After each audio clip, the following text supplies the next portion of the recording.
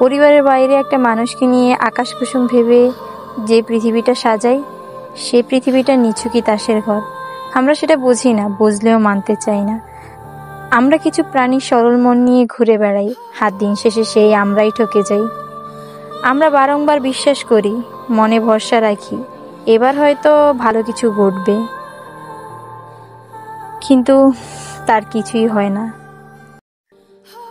যে আকাশ কুসুম কল্পনা পৃথিবীতে আমরা আবারও ফিরে যাই। আমরা ধাক্কার পর ধাক্কা না খেলে বাস্তবতা বুঝি না। আমরা বাইরের সম্পর্ককে গুরুত্ব দিতে গিয়ে পরিবারের সাথে মনের দূরত্ব বাড়িয়ে দিই। কিন্তু দিন শেষে আমরা যখন বাইরে একটা মানুষের কাছে হেরে যাই, তখন সেই পরিবারে আমাদের জেতার সাহস যোগায়।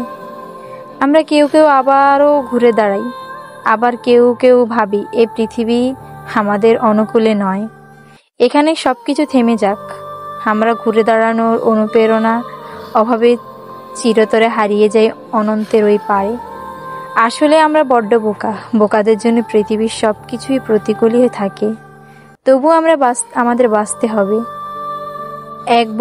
এক বুক আশা নিয়ে বাঁচতে হবে, প্রতিকূলতার সাথে লড়াই করে বাঁচতে হবে। সমস্যাগুলোকে জাস্ট কিছু না বলে এড়িয়ে যেতে হবে। ঘুটঘুটে অন্ধকারের পথে একটুখানি আলোর খোঁজে যে পথ মিলবে, সেই পথ ধরে এগিয়ে যাওয়ার নামই জীবন। সুদিন আসবে, অবশ্যই আসবে।